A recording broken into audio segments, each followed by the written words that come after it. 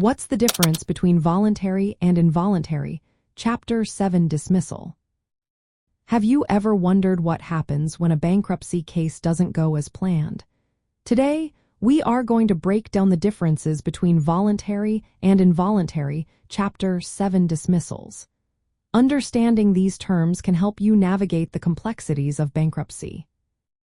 A voluntary Chapter 7 dismissal occurs when the person who filed for bankruptcy, known as the debtor, asks the court to dismiss their own case. This might happen if the debtor's financial situation improves or if they want to refile to include new debts. However, getting a voluntary dismissal in Chapter 7 can be challenging. The court usually prioritizes the interests of creditors and will only grant dismissal if it does not harm them.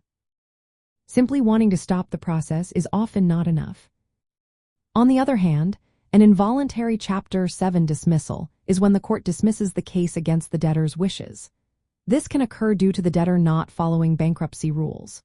Common reasons include failing to provide truthful information, not paying required fees, or missing important meetings, like the creditor's meeting. Creditors or the bankruptcy trustee can file a motion to dismiss the case if these requirements are not met.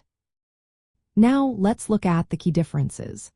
A voluntary dismissal is initiated by the debtor and requires court approval. It is harder to obtain in Chapter 7 because the court aims to protect creditors.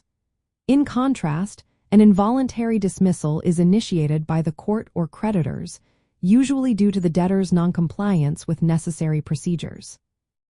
In both scenarios, dismissal means the bankruptcy case ends without discharging the debtor's debts. This allows creditors to continue their collection efforts. Additionally, dismissals are often without prejudice, meaning the debtor may be able to refile later after addressing any issues. However, some dismissals can be with prejudice, which can prevent refiling for a certain period. If you are considering a voluntary dismissal, it is wise to consult a bankruptcy attorney. They can help you understand the risks involved, such as potential delays or restrictions on refiling. An involuntary dismissal highlights the importance of following bankruptcy procedures closely to maintain the protections offered by Chapter 7.